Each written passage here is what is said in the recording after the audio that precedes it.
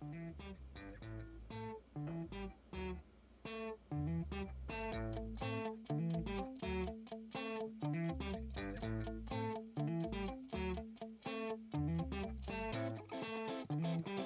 decided that while I was standing here, I would pick off the leaves for the dandelion pesto. Hey farm friends, welcome back to the farm kitchen here at Haven Acres. Today I want to pick up where I left off the other day when I was making roasted dandelion root tea. And you can find a video on that on our YouTube channel as well. But I wanted to use the greens from the dandelions that I used for the root tea for making dandelion pesto. So that's what we're going to do today. For this dandelion pesto, what you need is 2 cups of prepared dandelion greens. So greens that you've picked fresh, then taken the green off the stem, washed, picked through, chopped up. 2 cups of that. I did not have quite 2 cups of dandelion greens, so I had some basil dried from last year that I wanted to use up because it will be time for fresh basil soon. So I just added that in. That's the great thing about cooking is you can, it's yours, it's your food, so you can do whatever you want. But the actual recipe calls for 2 cups of dandelion greens chopped. So that's this. We have a half a teaspoon of black pepper. We have 1 teaspoon of turmeric. Turmeric is so good for you. It's an anti-inflammatory, and I'm happy when I can put turmeric in anything. We also have a half teaspoon of sea salt, 1 tablespoon of lemon juice. The recipe does call for lemon zest as well. I just used squirt bottle lemon juice, no zest on that, so we're going to skip it. The recipe also calls for 3 cloves of crushed garlic. I used this garlic that we grew last year, our own organic garlic, and because the cloves are so small, I used 5 cloves. Again, it's your food, your recipe, do what you want. But the actual recipe calls for 3 cloves of garlic. Also, the recipe calls for 1/2 cup of chopped pine nuts. I did not happen to have pine nuts, but what I did have was pepitos, which are pumpkin seeds. And pepitos are very good for you. So I'm going to use those. It should have a very similar taste to the pine nuts. And last but not least, a 1/4 cup of Parmesan cheese. As I was pouring this in, I remembered when we were kids, my family used to call this stinky cheese. I think I did when my girls were little too.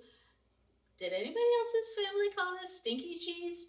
I don't call it stinky cheese anymore, but I don't know if it was just my weird family. Mom, if you're watching, did you make that up or is it like a thing? I don't know. If your family calls shaker Parmesan cheese stinky cheese, leave a comment in the comment section. It's just weird. Could be my family. And also, I almost forgot, a 1/2 cup of extra virgin olive oil. I'll get that right. A 1/2 cup of extra virgin olive oil. Whew, tongue twister. Alrighty, so it's super easy and you make it in the blender, which makes it even more easy as far as I'm concerned. I generally like to add liquid first if I'm putting something in the blender. And the oil actually goes last on purpose. So we've got the lemon juice. Then I'm going to add the garlic. Get a little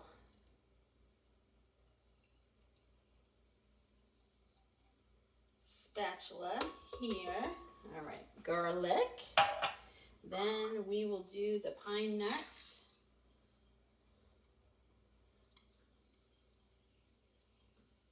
Perfect. My hope by adding the liquid first and kind of the loose things first is that it won't get all gummed up in the bottom of the blender. That's the hope. Black pepper. Salt. Get in there, salt.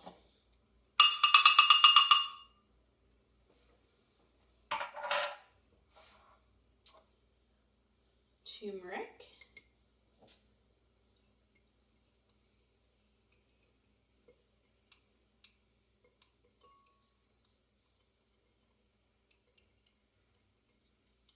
And I think I said that the olive oil goes last. The olive oil is second to last. The cheese is actually the very last thing.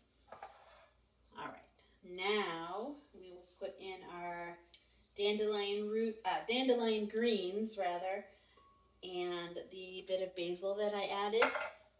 You could add parsley.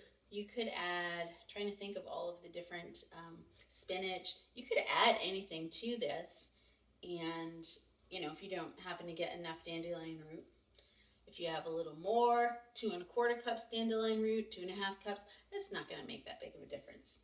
Just do your thing. All right.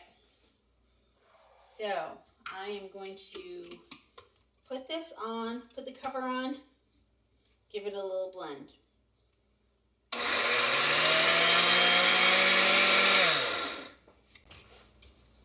Give it a little stir. All right. Take off the center cap so we can pour our olive oil in there slowly.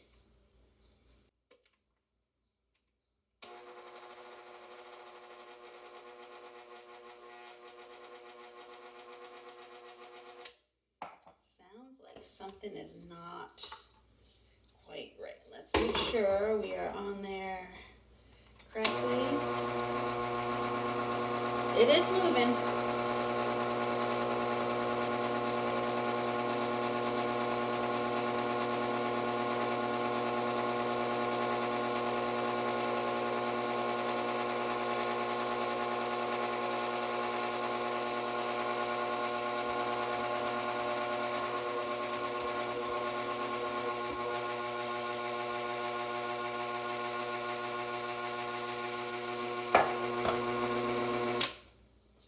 Shut that off.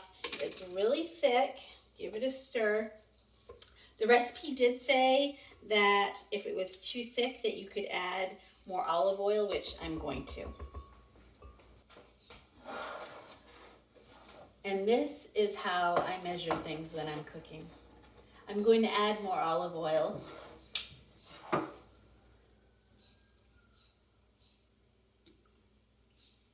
That's how I measure.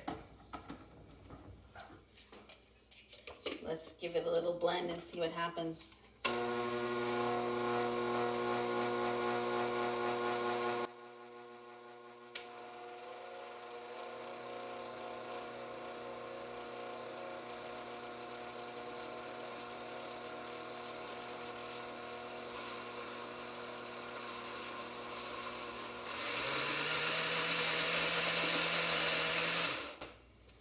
Give it a little stir.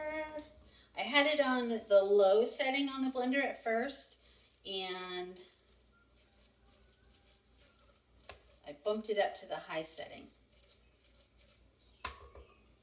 Smells good.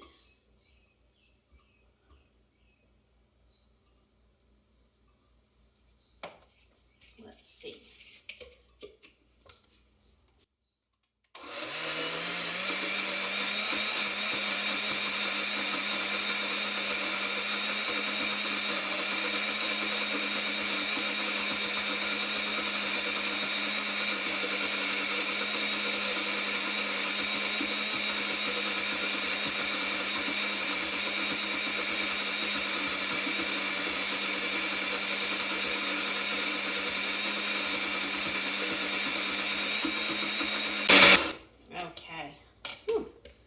tad bit on the noisy side. And because I added the dried basil that I had, I'm sure that's why I had to add more olive oil. If you were just using straight up dandelion greens or fresh spinach or fresh basil, you probably wouldn't have to add that much more olive oil. All right, and we will add the Parmesan. Put our cover with the whole.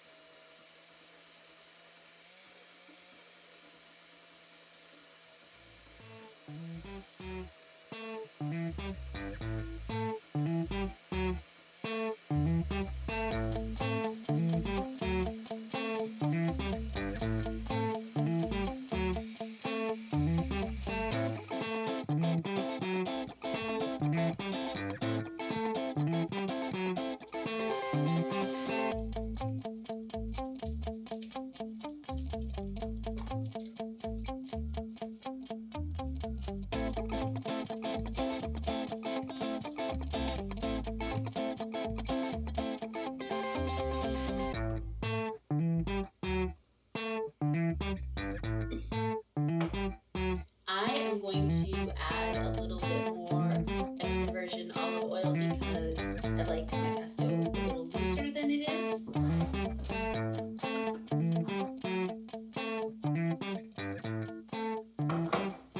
But that is completely up to you.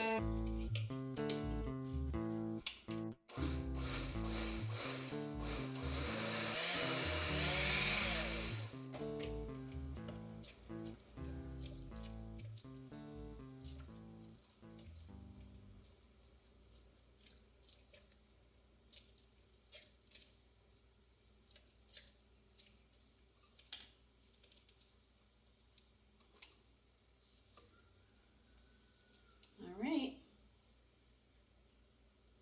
Can definitely smell the cheese. I'm just gonna, I'll show you the consistency up close. This is definitely thick, but it smells really good. Let's taste it.